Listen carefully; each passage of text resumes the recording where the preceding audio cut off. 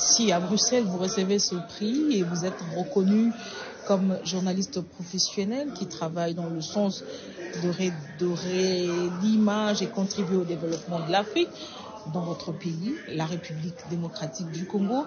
Aujourd'hui, c'est une structure des journalistes qui montent au créneau pour demander votre radiation de la corporation journalistique. Radiation purement et simple.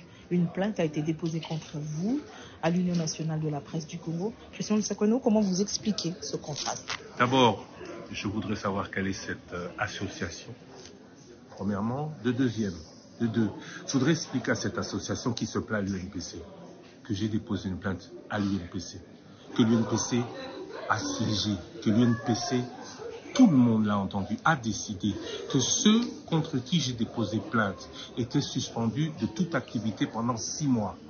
Et que pendant les 6 mois de suspension, ils ont continué à me marcher dessus. J'ai déposé plainte, je l'ai annoncé le plus officiellement du monde, en juillet. Ce qui s'est passé depuis, les magistrats vous l'expliqueront. Je ne peux pas en dire plus. Ce que je veux dire, c'est qu'on ne peut pas impunément accuser l'autre. Je parle du journaliste qui doit être proche de la vérité. On ne peut pas impunément accuser l'autre de faire ce qu'il n'a pas fait. Vous m'avez insulté, vous m'avez diffamé. De quelle médiation a-t-il été question quand pendant 2 ans, plus de 100 tweets, le même monsieur, que ce soit sur Twitter, que ce soit dans ses émissions qu'il fait, utilise mon nom, soit pour rayonner, mais dans tous les cas, pour diffamer. Je me suis plaint au CESAC, je me suis plaint à l'UNPC. Décision a été prise, ils ne l'ont pas respectée. Ils ont même dit à un moment qu'ils ne respectaient pas l'UNPC. La justice, dans une autre affaire, tout le monde le sait, est là. Je saisis la presse entière. Vous savez pourquoi ce monsieur est arrêté. Si ce n'était que pour mon dossier, les choses ne seraient pas ce qu'elles sont aujourd'hui. Toute la presse le sait, mais peu le disent. Merci à vous, Rachel Kitsita. Merci à ceux qui le disent. Que ce n'est pas Christian Lusakweino qui a fait arrêter celui que j'appelle, parce qu'il est terroriste du clavier. Si aujourd'hui ce monsieur se retrouve là où il est, ce n'est pas de mon chef, c'est du chef d'autres affaires similaires à la mienne. Il est tombé sur beaucoup plus fort que moi, il le paye aujourd'hui. Moi, ma plainte est toujours existante. Certains me demandent de la retirer, mais ceux qui connaissent la justice du Congo savent que quand une affaire est en instruction, quelle que soit la démarche que le plaignant pose, sa plainte reste jusqu'à expiration du dossier. Et pour des journalistes qui connaissent le journalisme et le code d'éthique et de déontologie du journaliste congolais, article 14. Savent l'article 14 qu'un journaliste ne peut porter plainte contre devoir de solidarité. La solidarité n'existe pas dans la bêtise et dans le mensonge. 700 000 $, ce monsieur a dit que la Cour des comptes a reçu.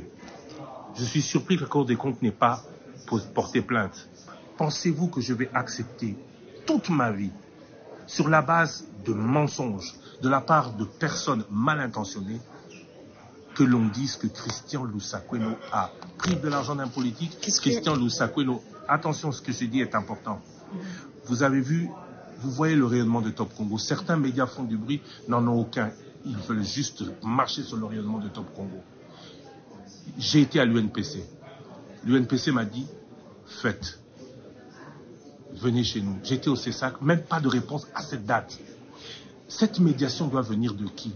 Ce respect, on doit l'avoir de qui? On vous insulte et vous devez être solidaire aujourd'hui d'une personne qui n'a pas le profil du journaliste, qui n'agit pas comme un journaliste et qui vous diffame. De quelle solidarité parlez-vous? Le jour où les choses seront faites dans les règles, on me donnera un coup de fil à chaque fois qu'on m'accusera. pour me donner, pour essayer d'avoir de moi la version. Le jour où ce n'est pas fait, ce n'est pas le journaliste qui l'a fait, et donc il n'y a pas de solidarité possible avec ce genre d'individu. Vous attendez à quoi? Rien. Ce que j'attends, c'est la vérité sur ce sujet. Je veux savoir ça vient d'où, je veux savoir c'est dit sur quelle base, et je veux voir... Un procès contre le confrère? Un procès public. La démonstration de ce qu'il a dit. Vous assumez? J'assume. Le jour où ce pays, mon pays, attention, hein, parce qu'on a beaucoup parlé de ma nationalité française, c'est ça la vérité. Je suis né dans un pays à l'étranger. Madame Rachel Kitsita, imaginez un jour que vous donniez naissance à un enfant à l'étranger, aux États-Unis par exemple. C'est automatiquement qu'il est de nationalité étrangère. Il ne sera pas votre enfant. Je ne suis pas fils de ce pays. La nationalité congolaise est une et exclusive. Mais la nationalité d'origine, vous ne la perdez pas. Il me suffit qu'une simple déclaration, le ministre de la Justice suivra. Je n'ai aucun problème avec ce pays, j'ai la nationalité congolaise d'origine. Mon père et ma mère sont du Congo. Faisons attention à ce à quoi nous allons. Et pour certains, si vous jouez les jeux de politique qui veulent, voilà, donc museler la presse. Il n'y a pas possibilité de museler une presse qui fait son travail. Je l'ai dit, j'ai déclaré, la manière à laquelle ce monsieur a été arrêté n'est pas bonne. Je l'ai condamné. Mais je ne peux pas. Vous avez donné au donc nom des béquilles, de la justice. Non, je n'ai pas donné aux politiques. Non, c'est faux. Qui peuvent se servir de votre plainte pour en découdre avec le confrère. J'ai dit, et je le répète, ma plainte ne peut pas servir de béquille à qui que ce soit, parce que ma plainte repose sur des faits reprochés, identifiés, que j'ai publiés.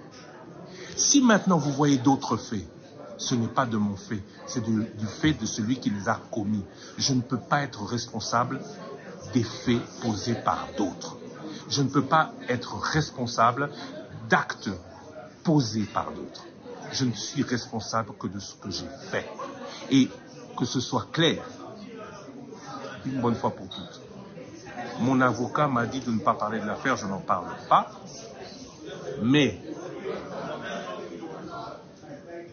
le jour où, dans notre pays, tous les gens respecteront déontologie, éthique et morale, l'acte que j'ai posé n'interviendra pas. Point barre.